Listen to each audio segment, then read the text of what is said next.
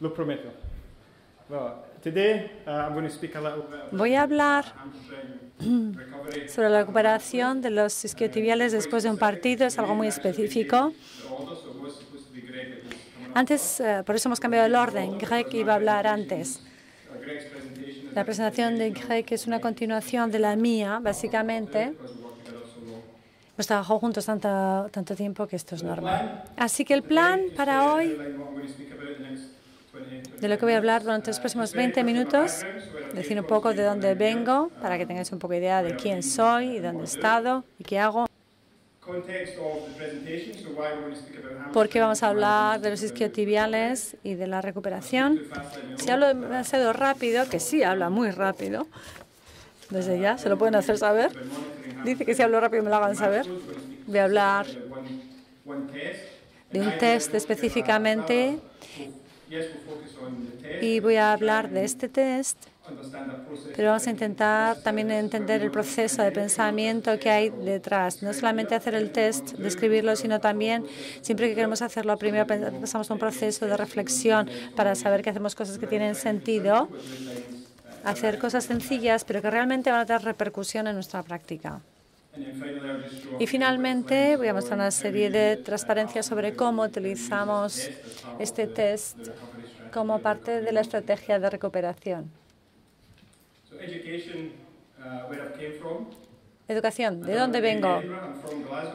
Vengo de Glasgow, me gradué en Edimburgo, he hecho un máster en Australia, en Perth, y luego un doctorado con Greg Dupont en Lille y trabajaba a la vez con un equipo de fútbol. Bueno, eso es mi educación.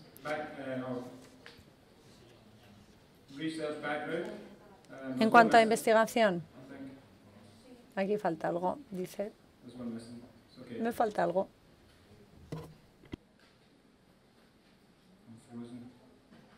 Ahora se me ha quedado congelado esto. Bueno, cuando hablamos de investigación, he trabajado en el mundo de la prevención de lesiones, recuperación y también el entorno, eficiencia en entornos extremos. Cuando estaba en Australia, bueno, he trabajado también en Túnez, en Australia, en Nueva Zelanda, en Sudamérica. Y también he trabajado con la UEFA haciendo distintas estrategias de prevención, desde los niveles más senior hasta los que tienen menos de 17 años y también con mujeres. Y nos han invitado a mí y a Greg últimamente a una investigación de Jan Enström. Así que hemos hecho bastantes cosas en el mundo de la investigación. Aquí me faltan cosas. A nivel profesional, decir que trabajo en el Celtic. Ahí hemos trabajado Greg y yo juntos. En Australia también, con el equipo nacional y en un club profesional. Luego volví al Reino Unido, a Liverpool. Fue muy difícil volver del norte de Queensland otra vez a Liverpool. Fue muy duro. Así que Greg amablemente me ofreció un puesto en Lille y me fui a Lille. También en el Mundial en Brasil y en las tres últimas temporadas he estado en el Arsenal. Así que he sido científico deportivo y he sido un coach en fitness y bueno, ahora estoy trabajando en lo que es educación de los jugadores. Así que lo que quiero es aprovechar lo mejor que he sacado del mundo científico e intentar aplicarlo a la práctica, al día a día con los jugadores.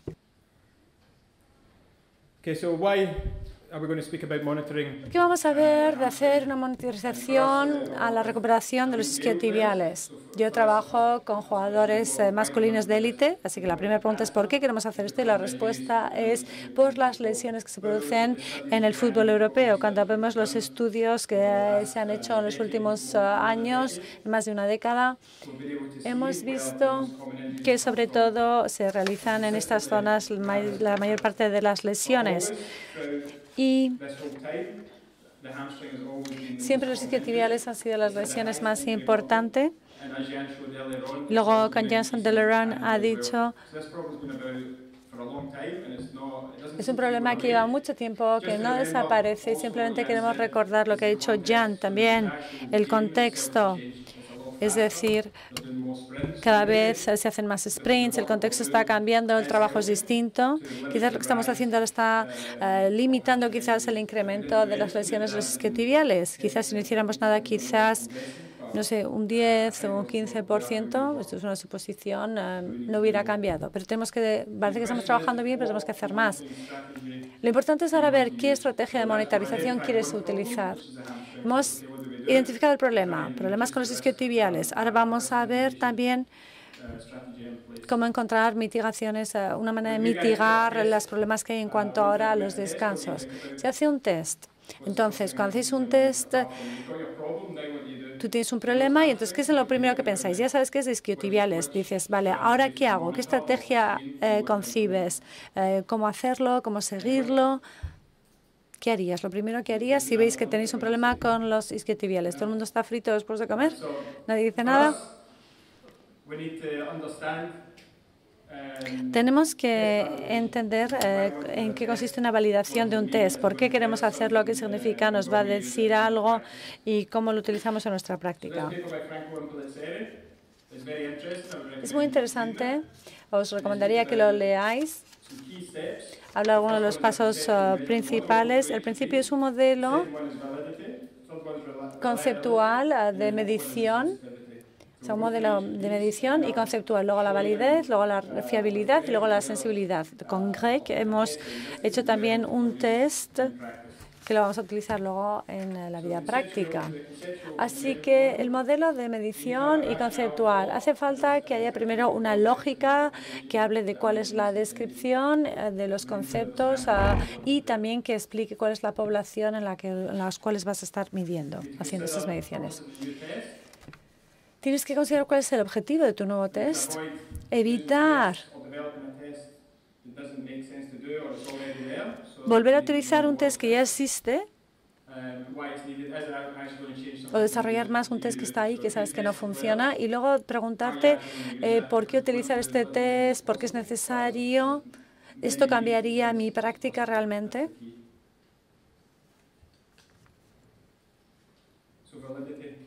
Así que la validez. ¿Alguien tiene una definición, aunque sea en español, de la validez? ¿Alguien? ¿Qué quiere decir validez?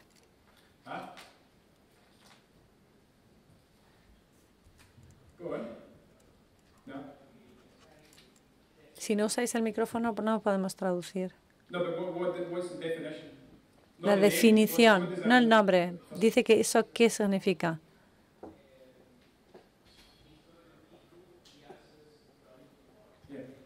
Yeah, essentially, is it actually testing what it's supposed to test? What you think you're implementing this test for? O sea, ¿para qué implementas este test? Y si la información que sacas es verdadera o no. Eso parece que es lo que le ha dicho exactamente. Esto se corresponde también con la vida real, tiene un valor realmente práctico. Y normalmente lo que hacemos es comparar algo frente a un estándar de oro. Tú sabes algo que es tu estándar de referencia, entonces lo chequeas frente a eso y ves si realmente te arroja los resultados que quieres. Eso es lo primero que hay que hacer cuando tienes una herramienta de screening o de test. Tienes que decir, vamos a implementar, pero uno que sea realmente válido. Luego, la fiabilidad. ¿Qué significa fiabilidad? Validad. Mide lo que tú crees que tiene que medir.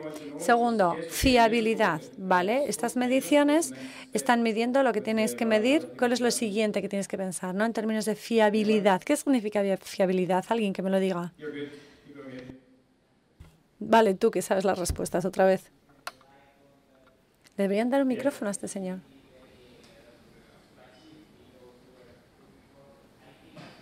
Lo sentimos, no lo escuchamos. No,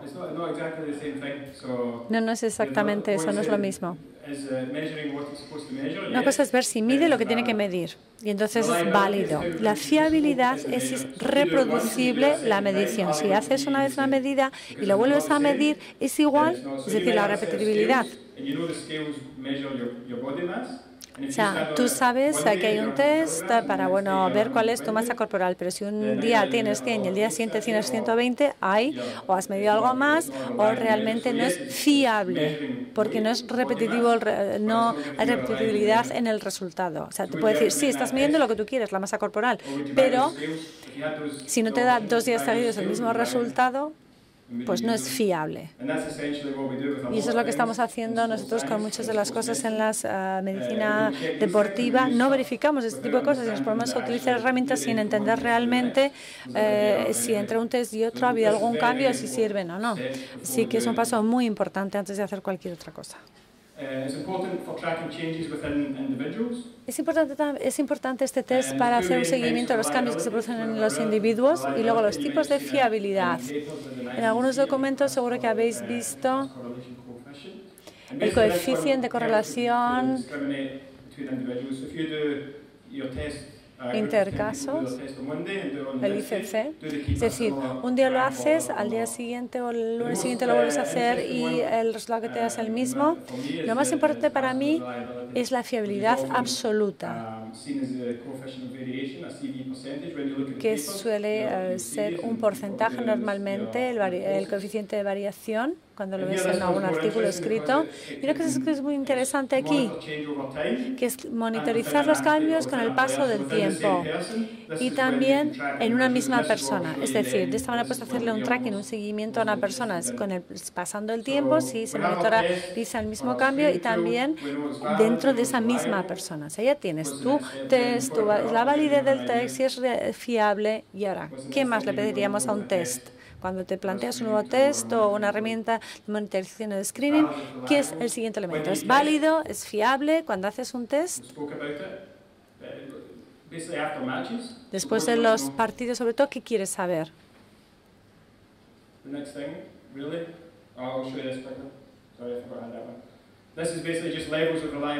Los niveles de fiabilidad, según toda la bibliografía publicada.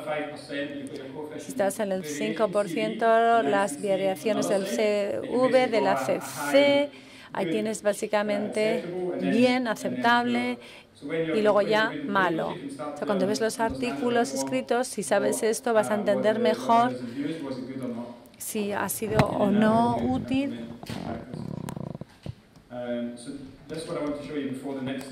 Y quiero enseñarte esto antes de pasar al paso siguiente. Las opciones de un test, tú tienes un test que es válido, ¿no? Que es tu estándar de referencia.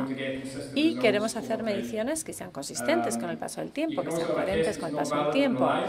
Si tú tienes uno que es válido y otro que no es válido y fiable, y luego puedes tener uno que es válido pero no es fiable. O sea, puedes tener uno válido y fiable, no válido y fiable, y otro válido pero no fiable.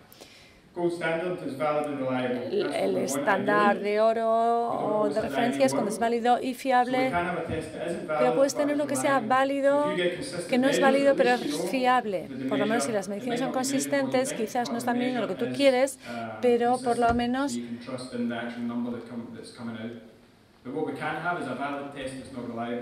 y luego, bueno, a veces no son fiables. Es válido, pues medir bien la masa corporal, pero sabes en tu práctica diaria que realmente varía en 10 kilogramos cada día. Entonces,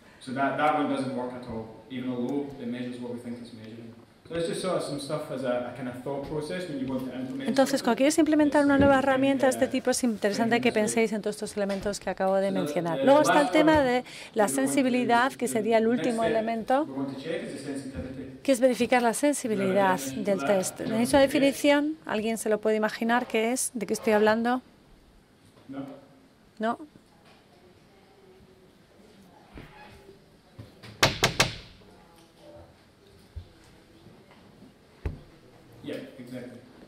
Exactamente.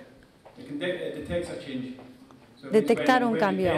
O sea, cuando se está implementando después de un partido un test, tienes que ver si es válido o no, si es fiable o no.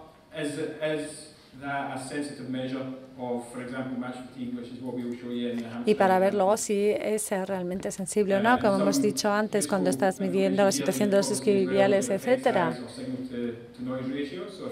Por ejemplo, saber la magnitud del cambio. Aquí tenemos la escala de Hawkins, aquí ves lo que tú estás buscando. 0 quiere decir un problema muy trivial que realmente no merece la pena estudiar ese cambio, pero cuanto más alta es la cifra aquí, mayor es el cambio. Os vamos a mostrar luego algunos tests para que os hagáis una idea realmente que en la práctica esto quiere decir. Luego aquí vemos cómo cambia la sensibilidad. Aquí tenemos un ratio que habla de la sensibilidad de tu test, que luego os voy a mostrar en un segundo. O sea que, habida cuenta de todo esto, el siguiente paso es desarrollar un test que se puede utilizar basándose en todo esto para medir la situación, por ejemplo, de los isquiotibiales, y esto nos ayudará, si realmente cumple todos estos requisitos, en nuestra práctica. Hace un par de años, cuando tenemos en cuenta el tema del modelo de medición y conceptual, lo que hicimos es necesitamos una herramienta para monitorizar la fuerza de los isquiotibiales, porque realmente los tirones y las incidencias en esa zona eran el principal problema. Había que medir el daño en los músculos y luego la reducción de la fuerza empleada en contracción máxima. O sea, esa lesión permanece mientras realmente no mejoras completamente, no recuperas completamente esa zona. Hay que evitar desarrollar test que sean redundantes, es decir, te tienes que preguntar, ¿merece la pena hacer esto o hay algo que ya hace eso? O sea, que lo primero que hay que hacer es verificar la bibliografía y ver si existe algo que ya me sirve para lo que quiero hacer. Así que verificamos la bibliografía y, hablando de manera práctica, buscas algo que sea rápido y sencillo, que sea fiable y que te permita detectar si hay bajones en la fuerza del músculo. Ves toda la bibliografía. Luego, en muchos de los estudios que se han hecho, utilizamos la dinamometría isométrica, isoquinética, pero es bastante caro. No se suele hacer antes de un entreno. Luego hay algunos test prácticos que se han utilizado para medir la fuerza de los isquiotibiales, que son los siguientes: el Single Bridge Leg Test, el Nordic, el que mide la fuerza mecánica horizontal. Pero ¿cuál es el problema de todos estos tests? Si queremos implementarlos para verificar cuál es la recuperación de los isquiotibiales.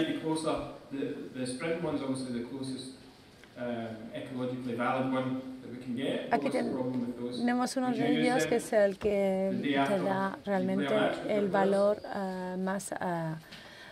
que más refleja la condición actual. ¿Alguien lo utilizaría al día siguiente de un partido? ¿Alguno de estos tres? ¿No?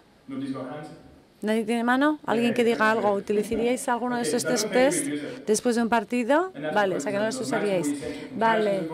Aquí tenemos también un sprint máximo que entra en juego. Hay también hay concentración máxima excéntrica que hay que tener en cuenta. Entonces, estos test no eran suficientemente buenos para nosotros, no era lo que queríamos y por eso desarrollábamos otros. Entonces, ahora tenemos también, siguiendo las normas australianas para los futbolistas, aquí medimos con un sencillo simple y rápido. Se medía la simetría, si era de menos de un 10%, y ahí veías que había una lesión. Se ha hecho solamente con un jugador, pero es interesante este test. Se está intentando vincular con las lesiones y hemos pensado que podía ser bueno para nosotros, pero queríamos intentar avanzar un poco para ver si encontramos algo que sea más fiable y más válido. También hemos comprobado los 90 grados el ángulo y en la literatura vimos que oscilaba entre el 90 y 105 de flexión de la rodilla, en la semimembranosis y la semitendinosis, y después de 15 a 30 era más bien relacionado con el bíceps. Entonces, este caso tenía 90 grados y que lo encontraron en un solo jugador. Entonces dijimos, vamos a utilizarlo, pero vamos a hacer si lo podemos hacer más específico, puesto que esto es lo que suele suceder cuando se produce una lesión de isquiotibiales. Y entonces este fue nuestro objetivo a la hora de adoptar ese ángulo. Y teníamos un modelo conceptual, no había ningún tipo de ensayo, las lesiones de isquiotibiales eran las más comunes y esto nos podía dar un objetivo también para fijar como meta después del partido y después una serie de recomendaciones para los entrenadores para que supieran qué es lo que estábamos haciendo. Este es el test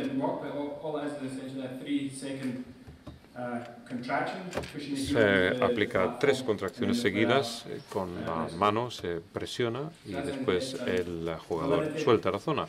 Y comprobamos la validez. Y comprobamos la validez puesto que decidimos utilizar esta plataforma de fuerza, que es el patrón oro, y para constatarlo contra algo que sea de tipo subestándar, y la validez era perfecta y es una medida que desde luego tiene su validez. La fiabilidad. Básicamente tenía un nivel elevado de fiabilidad en ambas piernas y en ambos ángulos, entonces teníamos una medida fiable y un test fiable también. Y en el siguiente paso queríamos verificar la sensibilidad. Y aquí se puede ver cuáles son los diferentes tamaños. Y esto lo comprobamos después del partido. Y cuando se calcula el ratio de ruido y señal, tenemos la fiabilidad. Y estamos hablando de un 4,4%. La puntuación cambió en un 16%. Y también tenemos 3,6. Entonces, esto significa que estaba bien. Cualquier cosa por encima de 1 significa que tu cambio es mayor que el error de la medición. Si está por debajo de 1, entonces no está tan bien y no deberías utilizarlo. Y cuando miramos esto, aquí tenemos la diferencia mínima detectable, que es lo que tenemos que ver para ver si hay un cambio real. En la parte de abajo, donde pone 26,2, bueno, estos son en newtons, esto es el cambio y tenemos una diferencia de 50,8%. Así que el test, que es una herramienta válida de medición, era fiable y también era sensible a la hora de detectar cambios en la fuerza después de un partido. Pero esta plataforma es muy cara, son 15.000 para el Kessler, entonces es una herramienta cara y algunas veces no tenemos acceso a este tipo de cosas, así que verificamos también la fiabilidad del manómetro, que son 150 euros aproximadamente, es mucho más asequible. Y también era fiable.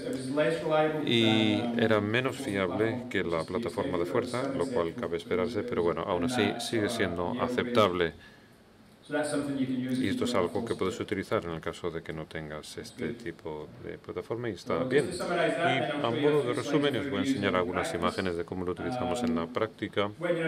Cuando tú implantas un nuevo sistema de monitorización o de screening, creo que es muy importante entender por qué lo quieres hacer, como para saber si es válido, si es fiable, hay que saber si detecta cambios. Y si no lo hace, algunas veces puedes tener algo que no sea igual de fiable, pero sí que es muy sensible, y de ahí que tengamos que verificar todos los pasos. Pero si tenemos algo fiable que pueda detectar cambios, además, entonces está claro que sería una ventaja destacable, y si no, no lo implementaríamos. Y si los resultados no fueran buenos, no utilizaríamos este tipo de test.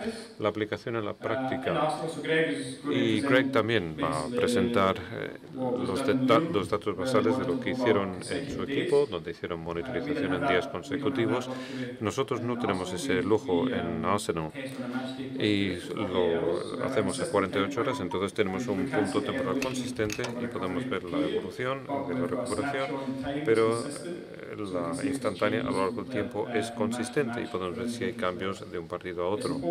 Y es importante recordar que esto forma parte de un protocolo de monitorización de recuperación multidimensional. No solamente es un test de isquiotibiales, sino que también analizamos otras medidas, y Greg va a repasar esto, y esto es una parte nada más, pero básicamente todo pasa a través del mismo tipo de proceso de estandarización. Es un método que es muy fácil de utilizar y de analizar, y bueno, es un método de banda de 2 desviaciones típicas. Parece complejo, pero no lo es. Se llama gráfico de proceso estadístico, y en la literatura esto se utilizó en la industria de la fabricación en los años 20. Básicamente tiene una máquina para detectar cuando las dimensiones no eran correctas. Por ejemplo, si podían detectar cuando había lados no uniformes. Pero esto es algo que ha estado en el mercado desde hace muchos años, desde la década de los 20 precisamente. Bueno, los 4 de arriba son los test para isquiotibiales, para las 2 piernas y en los 2 ángulos, y esto es un periodo de tiempo para un jugador. Este es el aspecto que presenta con un test. Y aquí estamos hablando de 90, y lo que tenemos en la zona media tenemos los valores medios del jugador, lo cual se va actualizando a medida que el jugador se somete a más pruebas. Tenemos un límite superior de control, que básicamente son 2 variaciones típicas, y dentro de esas bandas rojas eso sería lo normal, eso es lo que se espera del jugador, pero cuando sale fuera de esas bandas es lo que definen como un error de control estadístico.